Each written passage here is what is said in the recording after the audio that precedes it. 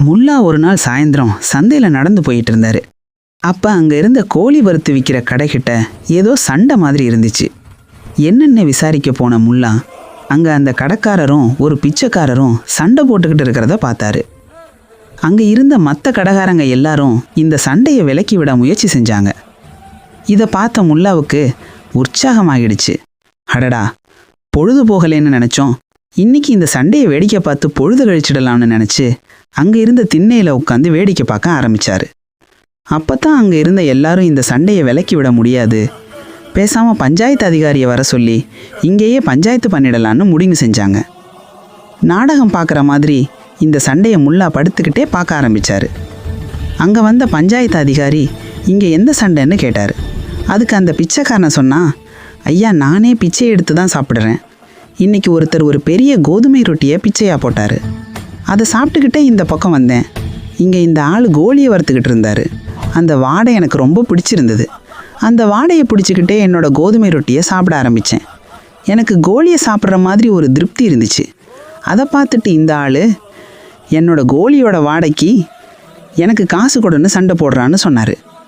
இதை கேட்ட அந்த கோழி கடைக்காரரு, ஐயா, கோழி என்னோடது, அடுப்பு என்னோடது, அதனால் அந்த கோழியோட வாசனையும் என்னோடது. எனக்கு இந்த பிச்சைக்காரன் பணம் தரணும், இல்லைன்னா என் கோழியோட வாசனையை திருப்பி கொடுத்த சொல்லுங்கன்னு சொன்னார்.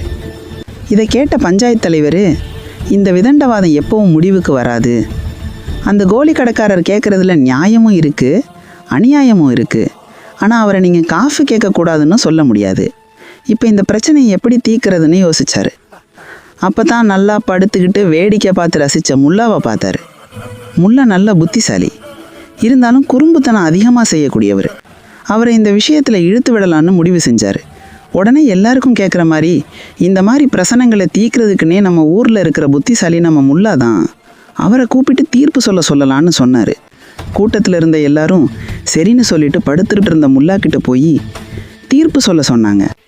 அடடா, பொழுது போகுதுன்னு சண்டையை வேடிக்கை பார்த்துக்கிட்டு இருந்தா நம்மளையே பிரச்சனையில் சிக்க வச்சுட்டாங்களேன்னு தயங்கின முல்லாவுக்கு ஒரு யோசனை வந்துச்சு. உடனே அந்த கோழி கடைக்காரர்கிட்ட, இவன் பிச்சைக்காரன், அவனுக்கு பதிலாக நான் காசு கொடுக்குறேன்னு சொன்னார். இதை கேட்ட கூட்டத்தில் இருந்த ஒருத்தர் சொன்னார், இதுதான் முல்லாவோட அறிவா?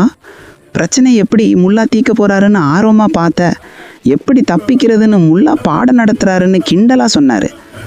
உடனே அங்கே இருந்தவங்க எல்லாம் சிரிச்சிட்டாங்க.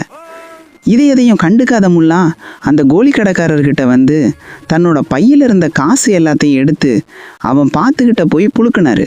அப்போ காசோட சத்தம் கேட்டுச்சு. கோழியோட வாசனைக்கு காசோட சத்தம்